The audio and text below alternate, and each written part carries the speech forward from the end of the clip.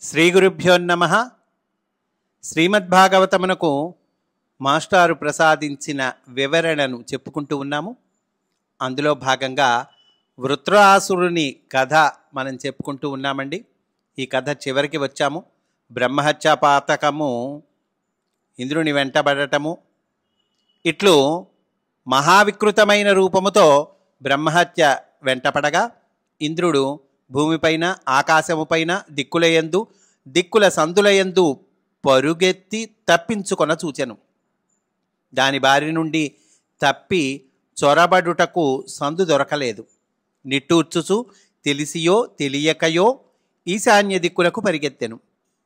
శిరస్సు పైన ఉత్తర ధ్రువము, భ్రూమధ్యమున సూర్యోదయ స్థానమైన తూర్పు ఉన్నవనియు, అంటే ఇక్కడ మాస్టర్ మనకి తెలియజేస్తున్నారండి ఇందులో అంతరార్థం.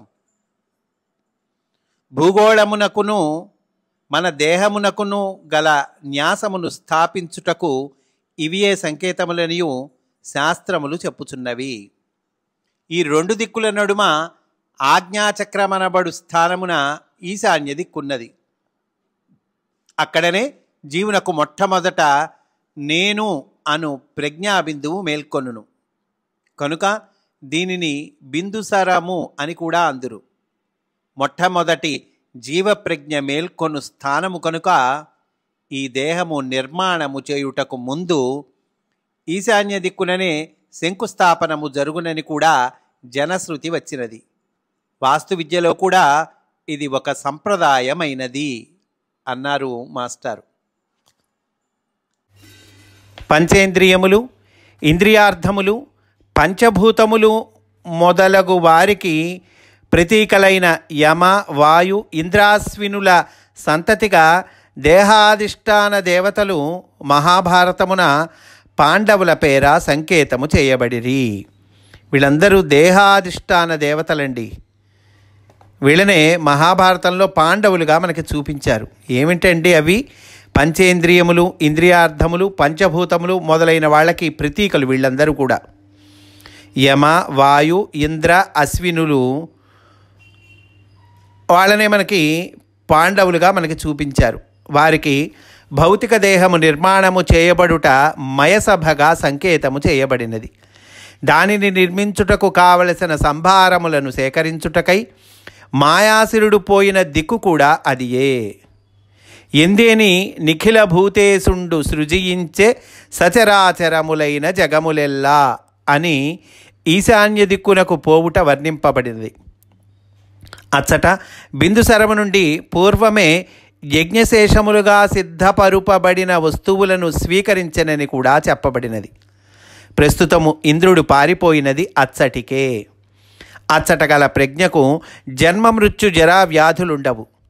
దానికి దిగువగా ఇంద్రుడుండు పట్టణం ఉన్నది.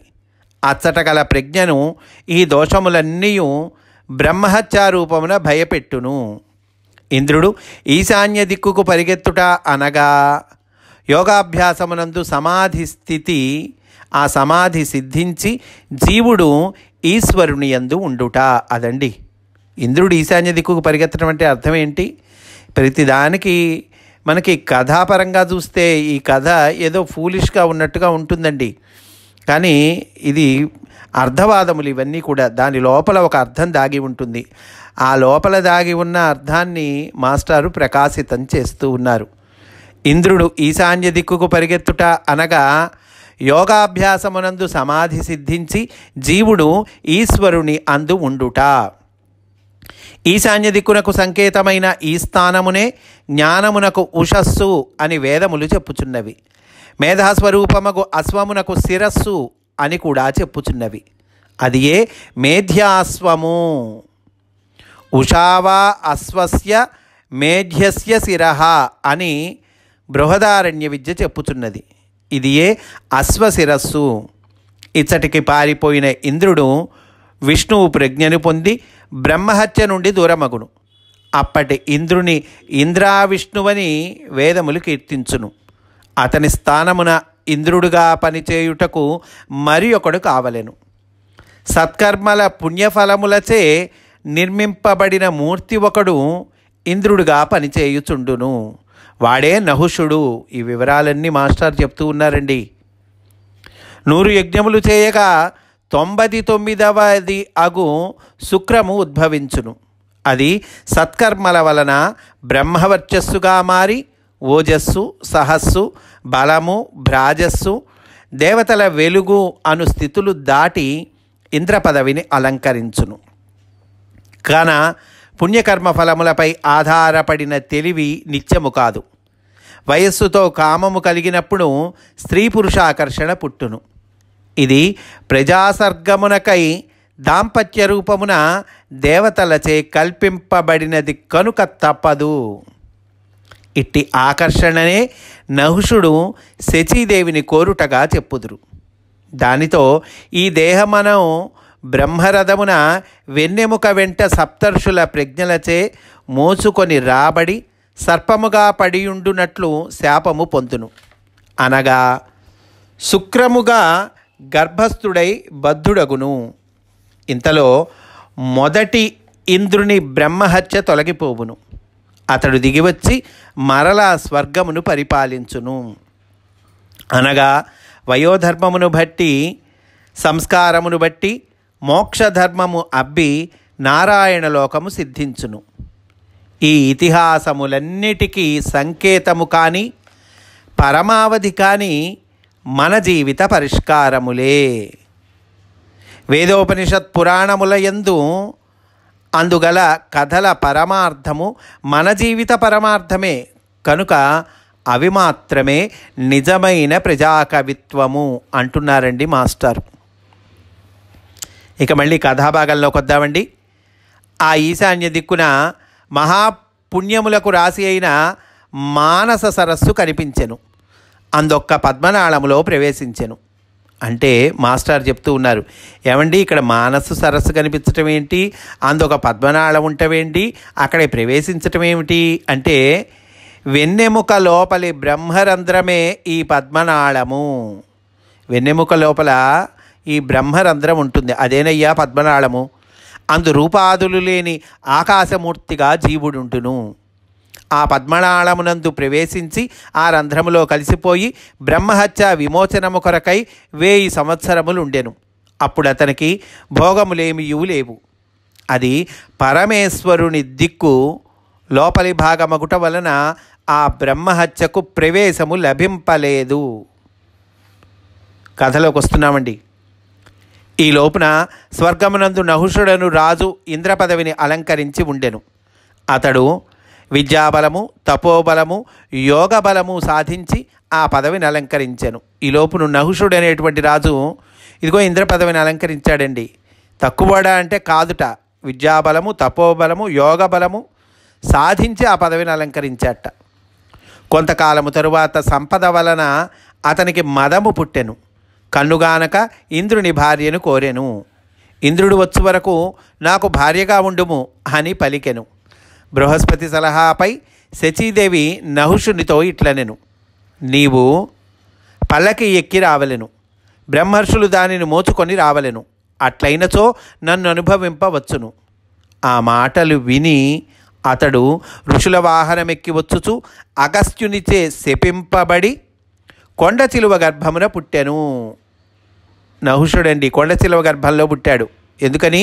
అగస్త్యునిచే శపింపబడ్డాడు. కాలపరిమితి పూర్తి కాగానే బ్రహ్మర్షులందరూ ఇంద్రుని ఆహ్వానించిరి. ఇంద్రుడు మరలా స్వర్గమునకు వచ్చెను. 1000 సంవత్సరములు ఈశ్వరుని దిక్కున ఉండుట చేతను, నారాయణ ధ్యానమున నిష్ట కుదురుట చేతను ఇక బ్రహ్మహత్య వానిని స్పృశింపలేకపోయెను.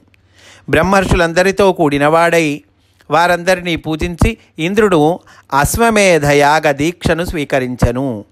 బ్రహ్మమును వివరింపగలవారిచే నడుపబడుచు యజ్ఞము చేసెను. సర్వదేవతామయుడైన నారాయణుని సంతృప్తుని చేసెను. మంచుపొర విడిపోయిన తరువాత సూర్యుని వలె ప్రకాశించెను. యక్షగంధర్వాదులచే స్తుతింపబడి 3 లోకముల ఐశ్వర్యములు అనుభవించెను. అట్లా చక్కగా 3 లోకముల ఐశ్వర్యములు అనుభవించాడండి ఇంద్రుడు. అటుపైన ఇంద్రుడు పరిశుద్ధుడగుట. ఆ అంశంలోకి వెళ్తున్నాం. మరీచి మొదలగు ముఖ్యములైన మహామునుల చేత యథోచితముగా అశ్వమేధము చేయించి నారాయణుని భజించి ఇంద్రుడు పరిశుద్ధుడై ప్రకాశించెను.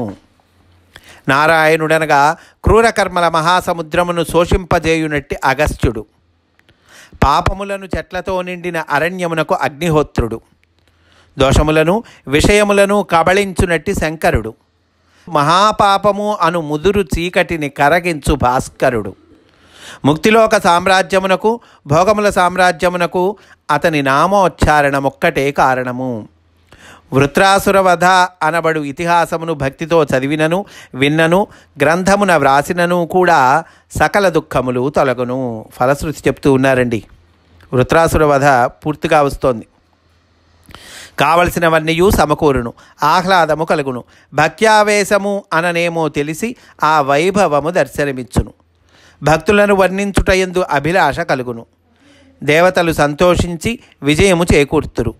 దేవేంద్రుడు వృత్రాసురునిచే కబళింపబడి మరలా విమోచనము చెందుట చదివిన వారికి మోక్షము కలుగును. బ్రహ్మహత్య మొదలగు అనేక పాపములు దాటగలరు. సజ్జనులచే కోరబడినట్టి చరిత్రము ఇది. దీనివలన ఆయువు, ఆరోగ్యము, విజయము, ఐశ్వర్యము, అభివృద్ధి, కర్మనాశము, సద్గతులు కలుగును అని అంటూ ఉన్నారండి. ఈ ఫలశ్రుతి ఇచ్చారంటే వృత్రాసురుని కథ, ఆ వృత్రాసురుని వృత్తాంతము చక్కగా శ్రద్ధాభక్తులతో విన్న వాళ్ళకి ఇదిగో ఇటువంటి పుణ్య ఫలితాలన్నీ కలుగుతాయి అని తెలియచేస్తూ ఉన్నారండి భాగవతములో. ఆ వృత్రాసుర వధ పూర్తి చేసుకున్నాము. దీనితో 15వ వాల్యూము పూర్తి చేసుకున్నామండి. మాస్టారి శ్రీమద్భాగవత రహస్య ప్రకాశము మొత్తము 16 వాల్యూమ్స్లో మనకు ప్రసాదించారు. 15వ వాల్యూము ఆ వివరణ ఈరోజు మనము పూర్తి చేసుకున్నామండి. రేపటి రోజున మనము 16వ వాల్యూంలోనికి ప్రవేశిస్తాము. మనము 6వ స్కందములో ఉన్నాము, 6వ స్కందంలో ఉన్నాము. ఇంకా ఉన్నదండి 6వ స్కందం. 6వ స్కందంలో ద్వితీయ భాగం చెప్పుకున్నాము మనము. 16వ వాల్యూము చిట్ట చివరి వాల్యూమ్ అండి. అంటే మాస్టర్ ప్రసాదించిన వాటిల్లో చివరిది. ఆ వాల్యూము రేపటి రోజున మనము ప్రారంభం చేసుకుందాము. రేపటి రోజు 16వ వాల్యూము మనం ప్రారంభించుకుందామని తెలియచేస్తూ స్వస్తి వాసుదేవ.